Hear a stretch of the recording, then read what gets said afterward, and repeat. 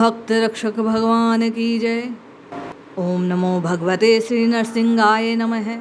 श्री नरसिंह पुराण प्रथम अध्याय। प्रयाग में ऋषियों का समागम, सूत जी के प्रति भरद्वाज जी का प्रश्न, सूत जी द्वारा कथा का आरंभ और सृष्टि क्रम का वर्णन। भगवान नरसिंह के अवतार का आप और मैं पूर्व दृश्य जानते हैं।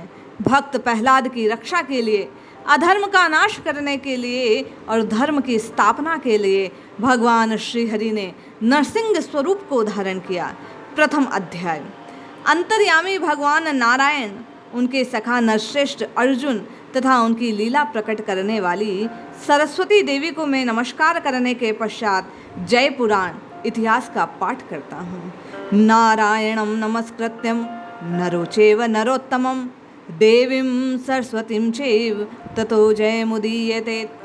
दिव्य सिंह, तपाए हुए सुवर्ण के समान पीले केशों के भीतर प्रज्वलित अग्नि की भांति आपके नेत्र दीप्यमान हैं। आपके नखों का स्पर्श वज्र से भी अधिक कठोर है। इस प्रकार अमित प्रभाव वाली आप परमेश्वर को मेरा नमस्कार है। भगवान नरसिंह के नख रूपी हल के अग्रभाग, जो हिरण्यकश्यपु नामक दैत्य के वक्ष स्थल रूपी खेत की रक्तमयी कीचड़ में लगने से लाल हो गए, आप लोगों की रक्षा करें।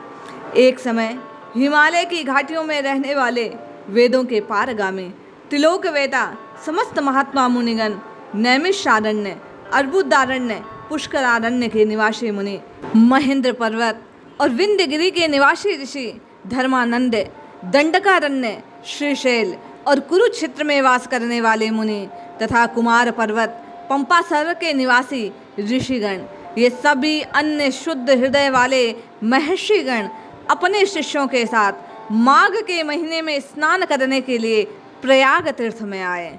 वहाँ पर यथोचित रीति से स्नान और जप आदि करके उन्होंने भगवान वेणी माधव को नमस्कार किया। फिर पिता को तर्पण किया। उस पावन तीर्थ के निवासी भरद्वाज मुनि का दर्शन किया। वहाँ उन ऋषियों ने भरद्वाज जी का भली भांति पूजन किया और स्वयं भी भरद्वाज जी द्वारा पूजित हुए। पश्चात वे भरद्वाज मुनि द्वारा दिए गए विचित्र आसनों पर विराजमान हुए और परस्पर भगवान श्री कृष्ण के संबंध रखने वाली कथाएं कहने लगे। उन शुद्ध अंतःकरण वाले मुनियों की कथा हो रही थी कि व्यास जी के शिष्य लोमहर्षण नामक सूत जी की वहाँ आ पहुँचे। वे अत्यंत तेजस्वी, परम बुद्धिमान, विद्वानों में विद्वान, पुराणों के ज्ञाता। सूत जी ने वहाँ बैठे सभी ऋषियों को यथोचित विधि से प्रणाम किया और स्वयं भी उनके द्वारा सम्मानित हुए। फिर भरद्वाज जी की अनुमति से यथा योग्य आसन पर बैठे। इस प्रकार जब सुखपूर्वक विराजमान हुए, तब उस समय उन व्यास शिष्य लोमहर्षि ने भरद्वाज जी से सभी मुनियों के समक्ष यह प्रश्न किया। भरद्वाज जी बोले, सूत जी, पूर्व काल में सोनक जी के महान यज्ञ में ये सभी लोगों ने अपने वराह संहिता सुनी थी।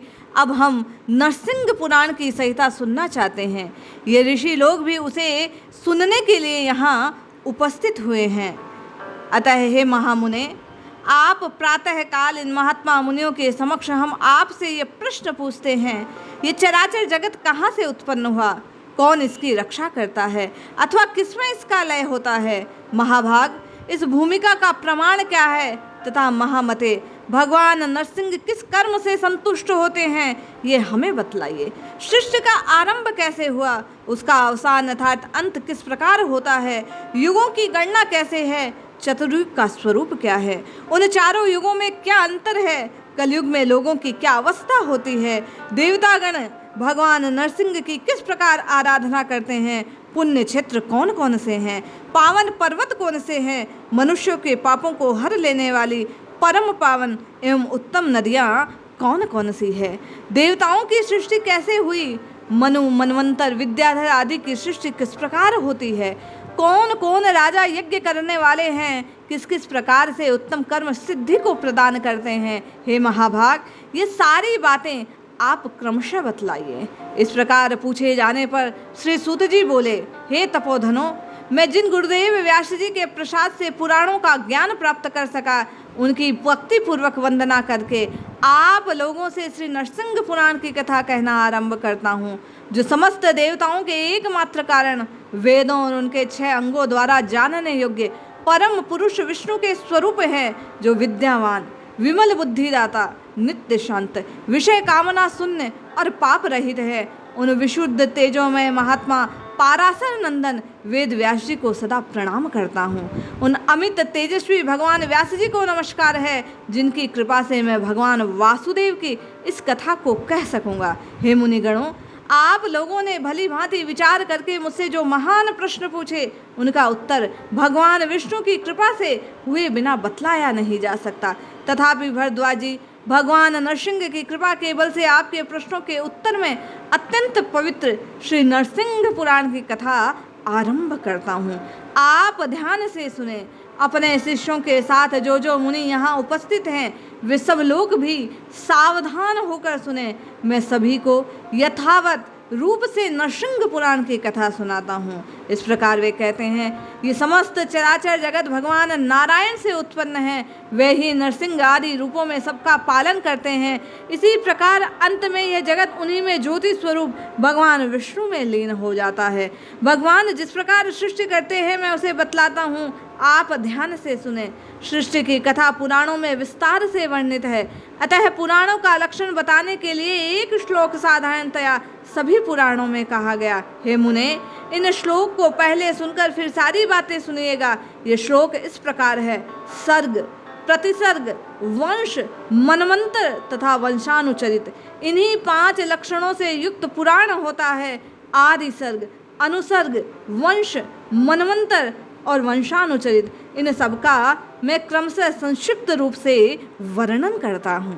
द्विजगणों, आदि सर्ग महान है, अतः पहले मैं उसी का वर्णन करता हूँ। वहाँ से सृष्टि का वर्णन आरंभ करने पर देवताओं और राजाओं के चरित्रों का तथा सनातन परमात्मा के तत्व का भी रहस्य सहित ज्ञान हो जाता है।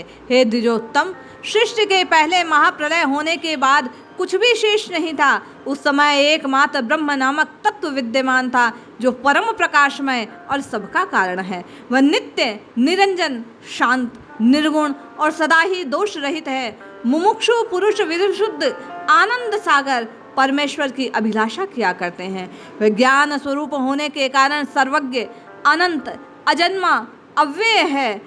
सृष्टि रचना के समय आने पर उसी ज्ञानेश्वर पर ब्रह्म ने जगत को अपने में लीन जानकर पुनः उसकी सृष्टि आरंभ की। उस ब्रह्म से प्रधान का अर्थात मूल प्रकृति का आविर्भाव हुआ। प्रधान से महतत्व प्रकट हुआ। सात्विक, राजस और तामस भेद से महतत्व 3 प्रकार का है। महतत्व से वैकारिक सात्विक, तेजस अर्थात राजस और भूत आदि तामस, इन 3 भेदों से युक्त अहंकार उत्पन्न हुआ। जिस प्रकार प्रधान से महतत्व आवृत है, उसी प्रकार ब्रह्म तत्व से अहंकार व्याप्त है। तदनंतर भूतादि नामक तामस अहंकार से विकृत होकर शब्द तन्मात्र की सृष्टि हुई। उससे शब्द गुण वाला आकाश उत्पन्न हुआ। तब उस भूतादि के शब्द गुण वाले आकाश को आवृत किया। आकाश में भी विकृत होकर स्पर्श तन्मात्र की सृष्टि हुई। उससे बलवान वायु की उत्पत्ति हुई। वायु का गुण स्पर्श माना गया। फिर शब्द गुण वाले आकाश से स्पर्श गुण वाले वायु को आवृत किया। तत्पश्चात वायु ने विकृत होकर रूप तन्मात्र की सृष्टि की। उसे ज्योतिर्मय अग्नि का प्रादुर्भाव हुआ। ज्योति का गुण रूप कहा गया। फिर स्पर्श तन्मात्र रूप वायु से रूप तन्मात्र वाले तेज को आवृत किया। तब तेज ने विकृत होकर रस तन्मात्र की सृष्टि की। इससे रस गुण वाला जल प्रकट हुआ। रूप गुण वाले तेज से रस गुण वाले जल को आवृत किया। तब जल से विकार को प्राप्त होकर गंध तन्मात्र की सृष्टि हुई। उससे यह पृथ्वी उत्पन्न हुई, जो आकाश आदि सभी भूतों के गुणों से युक्त होने के कारण उनसे अधिक गुण वाली है। गंध तन्मात्र पार्थिव तत्व से ही स्थूल पिंड की उत्पत्ति हुई। पृथ्वी का गुण गंध है। उन आकाश आदि भूतों से तन्मात्राएं हैं, केवल उनके गुण रूप शब्द आदि हैं, इसलिए ये तन्मात्र रूप से कहे गए। तन्मात्राएं अविशेष कही गई, क्योंकि उनमें अमुक तन्मात्र आकाश की, अमुक वायु की ज्ञान कराने वाली कोई विशेष भेद अंतर नहीं है। किंतु उन तन्मात्राओं से प्रकट हुए आकाश आदि भूत क्रमशः विशेष युक्त होते हैं, इसलिए उनकी विशेष संज्ञा है। भरद्वाज जी, तामस अहंकार से होने वाली ये पंचभूतों और तन्मात्राओं की सृष्टि मैंने आपसे थोड़े में कह दी। सृष्टि तत्व पर विचार करने वाले विद्वानों ने इंद्रियों को तेजस अहंकार से उत्पन्न बतलाया है। उनके अभिमान 10 देवताओं 11वें मन को वैकारिक अहंकार से उत्पन्न कहा गया। कुल को पवित्र करने वाले भरद्वाज जी, इन इंद्रियों से 5 ज्ञानेंद्रियां, 5 कर्मेंद्रियां। अब मैं उन संपूर्ण इंद्रियों और उनके कर्मों का वर्णन कर रहा हूँ। कान, नेत्र, जिह्वा, नाक और 5वीं त्वचा, ये 5 ज्ञानेंद्रियां कही गई, जो शब्द आदि विषयों का ज्ञान कराने के लिए है। तथा पायु, उपस्थ, हाथ, पांव, वाक इंद्रिय, ये कर्मेंद्रियां कहलाती है। विसर्ग, आनंद, शिल्प, गमन और बोलना, ये इन 5 कर्मेंद्रियों के 5 कर्म कहे गए। विप्र, आकाश, वायु, तेज, जल और पृथ्वी, ये 5 भूत शब्द स्पर्श, रूप, रस और गंध इन 5 गुणों से उत्तरोत्तर युक्त होते हैं। अर्थात आकाश में एकमात्र गुण शब्द है, वायु में शब्द स्पर्श 2 गुण हैं, तेज में शब्द रूप स्पर्श 3 गुण हैं। इसी प्रकार जल में 4 और पृथ्वी में 5 गुण हैं। ये पंचभूत अलग अलग भिन्न भिन्न प्रकार की शक्तियों से युक्त हैं। अतः परस्पर पूर्णतया मिले बिना ये सृष्टि रचना नहीं कर सके। तब एक ही संघात को उत्पन्न करने वाला जिनका लक्ष्य है, उन महतत्व से लेकर पंचभूत पर्यंत सभी विकारों के पुरुष से अधिष्ठित होने के कारण परस्पर मिलकर एक दूसरे का आश्रय ले सर्वथा एक रूपता को प्राप्त हो। प्रधान तत्व के अनुग्रह से एक अंड की उत्पत्ति हुई। वह अंड क्रम से बड़ा होकर जल के ऊपर बुलबुले के समान स्थित हुआ। महाबुद्धे, समस्त भूतों से प्रकट हो जल पर स्थित हुआ यह महान प्राकृत अंड ब्रह्मा हिरण्य गर्भ रूप भगवान विष्णु का अत्यंत उत्तम आधार हुआ। उसमें अव्यक्त रूप जगदीश्वर भगवान विष्णु स्वयं ही हिरण्य गर्भ रूप में विराजमान हुए। उस समय सुमेरु पर्वत पर महात्मा भगवान हिरण्य गर्भ का उल्ब था। अन्य पर्वत जरायुज थे और समुद्र ही गर्भाशय के जल थे। पर्वत, द्वीप, समुद्र और ग्रह ताराओं सहित समस्त लोक और देवता, असुर और मनुष्य आदि प्राणी सभी उस अंड से प्रकट हुए। परमेश्वर भगवान विष्णु स्वयं ही रजोगुण से युक्त ब्रह्मा का स्वरूप धारण कर संसार की सृष्टि में प्रवृत्त होते हैं। जब तक कल्प की सृष्टि होती रहती है तब तक वे नरसिंह आदि रूप में प्रत्येक युग में अपने रचे हुए इस जगत की रक्षा करते हैं। कल्पांतर में रुद्र रूप से इनका संहार कर देते हैं। भगवान अत्यंत स्वयं ही ब्रह्म रूप में संपूर्ण सृष्टि की जगत की संरचना करते हैं। फिर इसके पालन की इच्छा से राम आदि अवतार धारण कर इसकी रक्षा करते हैं। अंत में रुद्र रूप होकर समस्त जगत का नाश करते हैं। इस प्रकार श्री सूत जी ने श्री नरसिंह पुराण के सर्ग निरूपण नामक प्रथम अध्याय का वर्णन किया। जय श्री हरि।